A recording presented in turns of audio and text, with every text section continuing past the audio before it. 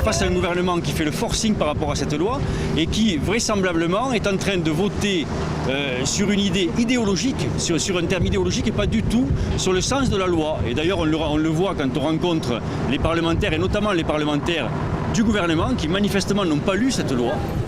C'est fondamental d'être là aujourd'hui pour sensibiliser à la fois la population et les députés sur les dangers de cette loi de santé. Le fait que ces députés ne doivent absolument pas la voter, c'est un danger majeur pour les patients, pour la médecine, pour les médecins. C'est un changement total de paradigme, un changement total de notre système de soins à la française, social. Les patients n'auront plus d'autre choix pour être bien soignés que de payer des complémentaires santé extrêmement chers, avec des médecins qui seront parfaitement contraints, qui n'auront plus aucune liberté d'exercer la médecine comme ils le veulent dans l'intérêt de leurs patients. On défend la médecine libérale, on s'en fout, il faut dans le chou, le son des chou, et tout, cette loi ne fera pas pour nous.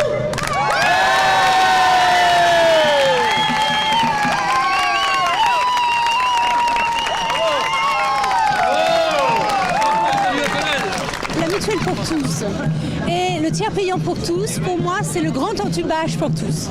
Voilà. C'est pas une loi faite en faveur des patients, ça n'est pas une loi de justice sociale, c'est une loi inique, ça n'est pas une grande avancée sociale, c'est au contraire une grande reculade sociale. Je n'aurai plus le libre choix de mon médecin, je ne l'aurai plus, ce sera terminé, sauf à payer une surcomplémentaire pour pouvoir racheter ma liberté.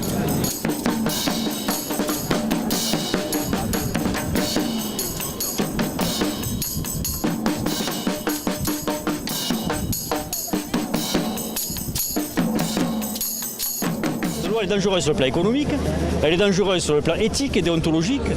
Je veux dire, c'est pas concevable, quoi. On est en train de mettre à bas complètement tout ce qui faisait le système de santé français avec cette loi. Et ça, on le cache aux gens. On leur dit que c'est une loi sociale. C'est pas une loi sociale, quoi. Vous allez indemniser l'enterrement, vous allez indemniser le voyage de noces qui est annulé, vous êtes en train de remplacer la prévoyance.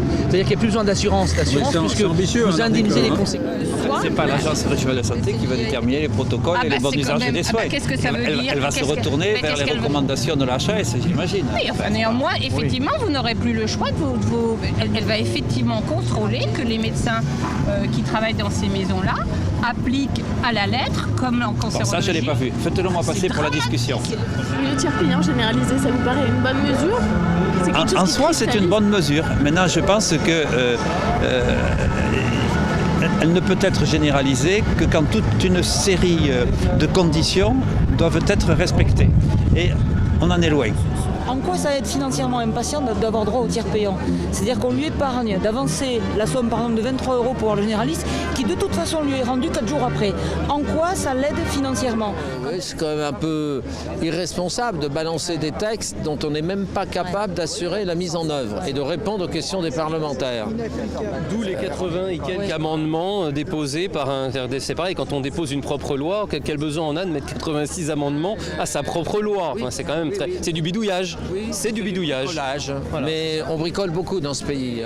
Espérons que Marisol Touraine fera l'objet d'un prochain remaniement et sera remplacée par quelqu'un d'un peu plus ouvert et capable de dialoguer et de trouver des solutions dans l'intérêt de la santé de nos concitoyens.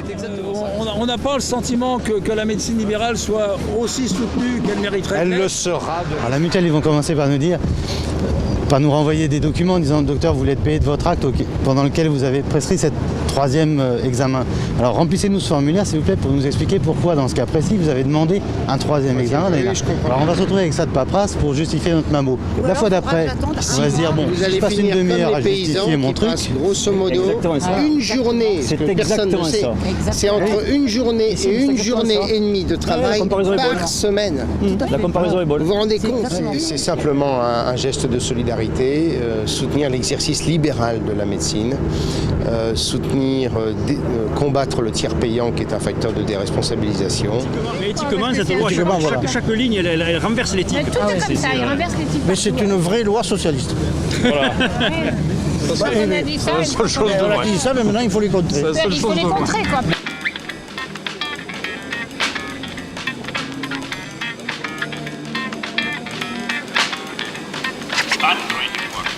Откройте. Ils ont le cœur très solide.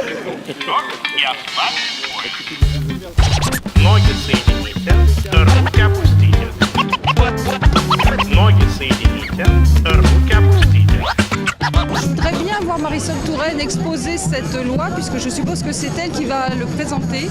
Et j'aimerais beaucoup voir les débats et savoir comment ces élus qui nous gouvernent et qui prennent toutes les décisions pour nous vont être capables de défendre chacun leur point de vue. J'aimerais bien écouter ce qu'ils ont à dire.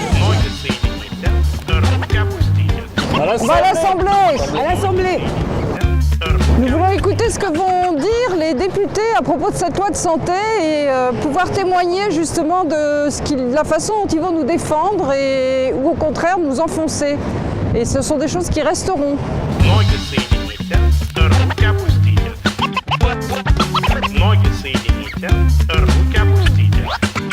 Donc après, elle a discouru en disant que sa loi était merveilleuse, etc. Et en fait, elle a terminé en disant « Je ne suis pas sûre, monsieur Robinet, que vous ayez lu ce texte. »